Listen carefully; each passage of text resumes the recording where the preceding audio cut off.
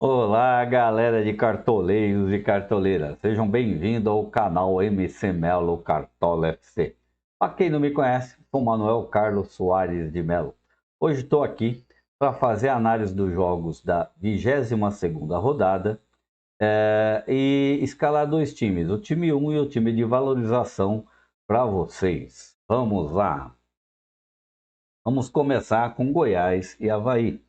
Vejo o Goiás com um leve favoritismo em relação ao Avaí, por estar jogando em casa, né? E o Avaí não vem vindo tão bem no campeonato. Tem oscilado muito no campeonato, como o Goiás também. Só que nas últimas cinco, o Goiás empatou duas, venceu uma e perdeu duas. E o Avaí vem numa sequência de derrotas, teve um único empate com o Corinthians. O Goiás, dentro de casa, nos últimos cinco jogos, venceu três e empatou duas. E o Avaí perdeu e, além de que, cedeu três SGs.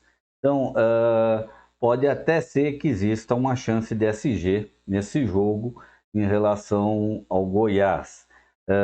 Tudo bem que você tem um ataque do Avaí que é um ataque que, se você bobeia, o Bissoli, o pessoalzinho lá, faz alguns gols. Vejo uma vantagem aí para Pedro Raul, Tadeu e apostar talvez até no Jair também, como técnico, para essa rodada. Talvez o Goiás consiga segurar o SG, porque o ataque do Avaí não é um ataque assim que dá tanto perigo aos seus adversários. E o Goiás também, mas com o Pedro Raul tem feito alguma diferença. Vamos agora para Corinthians e Palmeiras. Corinthians vem de uma derrota agora para o Flamengo, mas fez um jogo bom contra o Flamengo. Eu acho só que no Corinthians falta um pouquinho mais de raça para que ele possa determinar. Se tivesse jogado da mesma forma dentro da arena, talvez a conversa tivesse sido outra, mesmo no Maracanã. Apesar que não vi o Flamengo jogar com a mesma intensidade que jogou quando jogou no Allianz. O Palmeiras tem um jogo hoje muito importante, né? Hoje tudo pode acontecer. O Palmeiras leva uma vantagem por estar jogando dentro do Allianz e trouxe o empate na primeiros jogos, mas acredito que vai vir com força máxima contra o Corinthians. E o Corinthians ainda não tem um time pré-definido. E além de que tem um jogo super importante contra o Atlético Goianiense, onde ele vai ter que reverter um resultado de 2-0 que ele perdeu. Então é mais fácil o Palmeiras ter chance de vitória contra o Corinthians do que o Corinthians contra o Palmeiras, porque vai ter que jogar e poupar seus jogadores para tentar se manter vivo dentro da Copa do Brasil. Eu, se tivesse que apostar em alguma coisa aqui, apostaria em alguns jogadores do Palmeiras, mesmo como o Corinthians não é um time que chuta muito a gols, né, não tem muita efetividade na hora de fazer gols, a defesa do Palmeiras é uma boa opção, como Scarpa também. Já não vejo a mesma coisa pelo lado do Corinthians, porque a gente nunca sabe quem vai jogar, né? Se Fábio Santos jogar, talvez é uma opção, porque de repente o Palmeiras pode fazer um pênalti, eles são meio afoito às vezes e acabam marcando pênaltis. E Fábio Santos seria uma opção por ser o batedor de pênalti. E alguém quiser apostar no Cássio, é um jogo que também pode dar 0-0. O Cássio vai ter que trabalhar e fazer algumas defesas. Cuiabá e Juventude. Vejo um grande favoritismo do Cuiabá em cima do Juventude. Uma porque o Juventude é um time que não tem um ataque promissor, não exige demais dos seus adversários em relação ao ataque. Cuiabá é um time que se fecha bem, costuma não perder com diferenças de muitos gols, né? E quando joga em casa, consegue segurar, às vezes, alguns resultados. Como o Juventude vem brigando na zona de rebaixamento, os dois estão lá embaixo, mas o Cuiabá joga em casa, às vezes a chance do SG do Cuiabá é muito grande. Quem quiser arriscar ou tiver precisando de pontuação, né, eu acho que a defesa do Cuiabá é uma das oportunidades de SG para essa rodada, né? O time do Cuiabá, nos últimos 5 jogos, também ó, só perdeu e empatou um. E a mesma coisa acontece com o Juventude, que ainda venceu o Ceará. Mas o Cuiabá dentro de casa, ele costuma segurar o resultado, só perdeu para o Fortaleza, né? E o Juventude fora de casa perde mais do que ganha. Então, e cede SGs. Então, eu acho que o SG do Cuiabá é uma grande chance para essa rodada. Joaquim, para mim, uma boa proposta, como o Walter é uma boa proposta, e eu achar alguns zagueiros lá, não como pontuação de pontos dos zagueiros por desarme, essas coisas, sim por segurar o SG. Vamos aqui para Botafogo e Atlético Goianiense. O Atlético Goianiense, para mim, vem melhor, vem melhorando bem nas rodadas, se classificou agora para a Sul-Americana, vai disputar um jogo contra o Corinthians, onde ele leva uma vantagem de 2 gols, então vai ter que se fechar bastante para poder tentar segurar essa vantagem e garantir o resultado em cima do Corinthians, ou pelo menos, no máximo, se tiver que fazer, é, empurrar para os pênaltis, mesmo que perca para o Corinthians. Eu acho que é um jogo que ele vai poupar jogadores contra o Botafogo para tentar a classificação na Copa do Brasil. Botafogo vem oscilando muito, mas por esse motivo do Goiás estar com a chance de uma classificação na Copa do Brasil e já está classificado na Sul-Americana, o Botafogo pode surpreender nesse jogo e até conseguir aquela vitória que não tem conseguido. Ele tem vindo só praticamente de derrotas. Venceu o Atlético Paranaense e venceu o Bragantino. Depois, olha quantas derrotas consecutivas. O que não acontece com o Atlético Goianiense.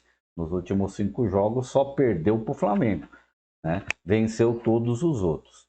O Atlético, o Botafogo dentro de casa oscila demais, perdeu mais do que venceu. Perdeu 5 jogos, venceu apenas 3. Mas o Atlético Goianiense também, nos últimos 5 jogos, perdeu praticamente 4, perdeu 4, empatou 1. Então o Botafogo tem uma chance de vitória por jogar em casa agora. Então, às vezes, Catito Fernandes, Vitor Cuesta, mesmo o Erickson pode ser uma opção. O Botafogo não vejo. Saravia também pode ser uma opção caso alguém queira arriscar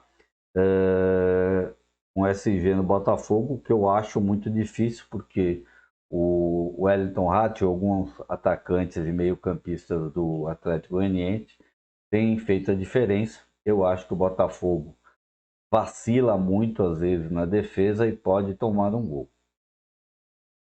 Curitiba e Atlético Mineiro. Curitiba vem muito mal no campeonato. Depois com a saída de Igor Paixão, agora acho que piorou um pouco mais, né? Perdeu agora para o Santos por 2-1. Não fez um jogo exemplar, foi um jogo difícil de assistir, um jogo difícil de acompanhar. Sabe, um joguinho truncado, sem muitos chutes a gols, né? Não teve muita efetividade de ambas as partes. O Atlético Mineiro vem de 3 derrotas consecutivas e hoje tem um jogo super importante com o Palmeiras. Depende muito do que vai acontecer hoje. Se ele perder, pode vir desanimado, mas também pode tentar se redimir para continuar vivo na Copa, no Brasileirão e subir. Tem mais time que o time do Curitiba e uma grande chance de vitória, mesmo jogando fora de casa. Mas é um jogo que não dá para apostar demais também no Atlético, porque eles têm vacilado. A defesa do Atlético tem vacilado bastante. O que a gente pode apostar aí é no meio de campo do Atlético, apostar num Hulk, né? Se Rubem jogar, Zaratio, Nacho, não sei se joga, tem Ademir, mas o Ademir não tem feito muito gol. E a produção do Hulk caiu nos últimos jogos. Com isso, o Atlético não tem ido bem. pelas estatísticas aqui a gente vê que o Curitiba teve 2 vitórias nos últimos 10 jogos e o Atlético Mineiro também 2 vitórias. Faz tempo que não ganha de ninguém, ó. 1, 2, 3, 4, 5. 5 jogos consecutivos que ele não consegue uma vitória. O Curitiba dentro de casa nos últimos 5 jogos venceu 2, que foi o Cuiabá e o Fortaleza, e também não foi bem. Como o Atlético Mineiro também nos últimos jogos perdeu para o Internacional e perdeu para o Fluminense, mantém o empate. Mas, mesmo assim, vejo uma pequena vantagem do Atlético Mineiro em cima do Curitiba, mesmo fora de casa. Flamengo e Atlético Paranaense. O Flamengo veio de vários jogos bons, tem 18, 19 partidas que não perde dentro de casa. O Atlético Paranaense tem vindo numa ascensão boa, mas vai ter um jogo contra o Estudiantes lá, então vai ser um jogo duro, vai vir com jogadores mais cansados, né? Porque o Flamengo jogou contra o Corinthians, mas não teve um desgaste como eu acho que o Atlético vai ter para reverter uma situação que ele saiu daqui com empate e vai ter que tentar a vitória de qualquer jeito contra o Estudiantes para se manter vivo na Libertadores. E além de que tem um jogo pela Copa do Brasil com o próprio Flamengo na próxima semana. O Flamengo tem mais elenco para poder mesclar seus jogadores contra o Atlético. Então veja um favoritismo muito grande do Flamengo em relação ao Atlético Paranaense, como talvez também tenho visto a chance de SG. Faz tempo que o Flamengo não leva gol dentro de casa. Os últimos 3 jogos segurou o SG. Tomou um gol com o Atlético Goianiense, mas em segurando o SG faz tempo. E no último confronto que teve com o Atlético Paranaense foi 0-0. E o Atlético Paranaense também, ó, mesmo quando empata no 0-0. Então são jogos complicados, mas o Atlético Paranaense tem esse jogo contra o Flamengo, de repente pode vir poupando para deixar coisa, porque ele está na 4ª posição, mesmo que ele perca alguns pontos, né, ainda nessa rodada, eu acredito, né, que ele não ganhar 3 pontos, o Flamengo ganhe, né? O Internacional, que é o 6º colocado, ainda não alcança, ele ficaria em 5º lugar, né? Então pode ser que o Filipão segure aqui para ir para cima do mata-mata na próxima rodada. Então eu acho que apostar em alguns jogadores da defesa do Flamengo é uma boa opção. De repente, consegue ter um SG aqui. Flamengo, ó, segurou 1, 2, 3, 4 SGs dentro de casa. Só tomou um gol do Atlético Goianiense. Então, eu acho que é uma oportunidade muito grande do Flamengo segurar o SG mesmo contra o Atlético Paranaense. São Paulo e Bragantino. São Paulo é um time que tem oscilado muito. Mesmo dentro de casa, tem dificuldade de vencer qualquer os times que seus adversários. O Bragantino, fora de casa, não vai tão bem quanto joga em casa. Mesmo assim, tem mostrado um equilíbrio melhor depois que teve aqueles probleminhas resolvidos dentro de vestiários. Então, ele vem de vitórias, empates, né? Então, o jogo entre Bragantino e São Paulo, eu vejo um jogo para empate, né? Com gol, pode ter gols para ambas as partes. Depende muito como o São Paulo vai vir. São Paulo tem um jogo agora contra o Ceará e vai ter um jogo contra o América a semana que vem fora de casa pela Copa do Brasil. E o São Paulo tá de olho nessas 2 Copas. Uma das 2 ele vai querer levar. Então pode ser também que ele venha com times mistos contra o Bragantino. E isso não dá para confiar em SG. Eu acredito que pode ter gol de ambas as partes. Caleri, Luciano, Patrick se vier para o jogo, algumas opções. Na parte defensiva não vejo muitas opções para o jogo de São Paulo. Como também no Bragantino vejo as opções de Arthur, Elinho, Luan Cândido, Torres, Evangelista como algumas opções diferenciadas para essa rodada. Mas não dá para confiar no SG de nenhum dos dois. Ceará e Fortaleza. É um clássico, né, cearense.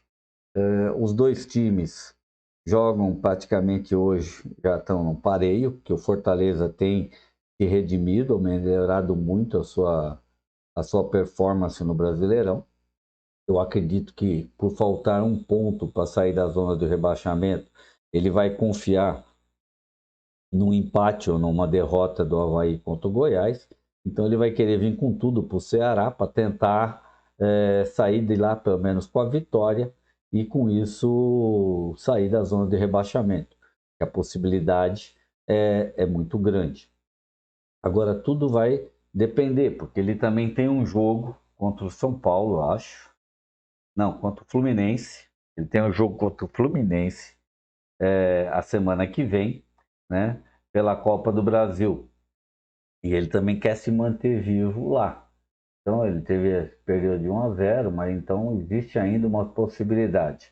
Então, se ele se focar o Brasileirão e não se focar no jogo, na volta do jogo, eu acho que o Fortaleza tem uma vantagem em cima do Ceará. Mas é um jogo que tudo pode acontecer. É um clássico tipo São Paulo, Corinthians, Fla-Flu.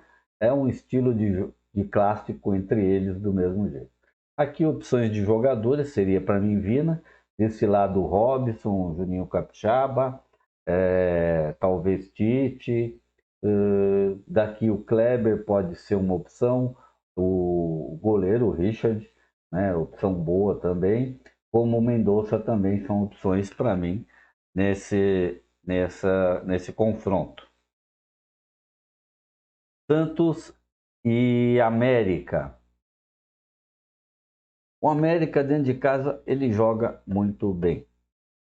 O Santos ainda não se firmou depois da mudança do técnico, né? Vem de uma vitória boa contra o Curitiba, né? Aquele golzinho ganhou no finalzinho do segundo tempo, mas eu ainda não sinto no Santos um time sólido que crie perigo assim para os times adversários. E o América, queira ou não, é um time duro, tem um meio de campo, combate bastante, desarma bastante, como também uma defesa que briga bastante, joga sempre bem fechadinho. Dentro de casa, ele dá trabalho. Eu acredito que esse jogo é um jogo para empate. Não vejo assim chances muito grandes para ambos, né? Para Cartola, eu acho que está meio complicado, mesmo que você aposte Marcos Leonardo, não sei se o Léo Batistão vai jogar, né?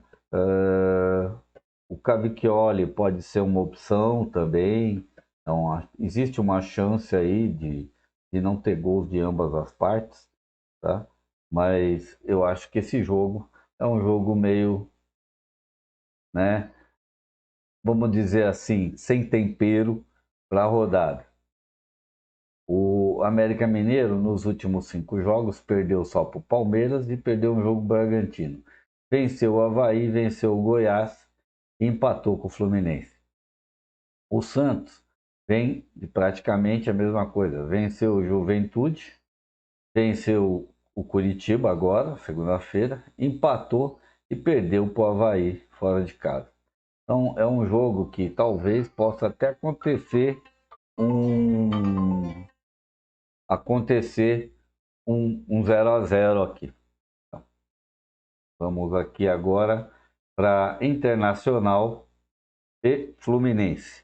Esse é o jogo que eu acho que vai ser um jogo de muitos gols, porque o Fluminense joga aberto, joga para cima, vem de várias vitórias consecutivas. O Diniz conseguiu dar uma estrutura para esse time, conseguiu montar um esquema bom entre os jogadores, eles estão se encaixando direitinho, tá bem bonitinho, um motor que está muito bem regulado.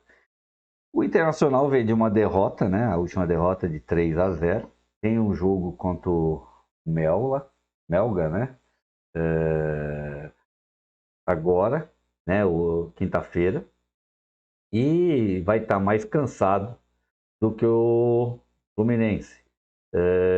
O Fluminense só tem jogo dia 17, não tem mais jogo essa semana, então vai dar para se preparar melhor para o jogo contra o Internacional dentro de casa.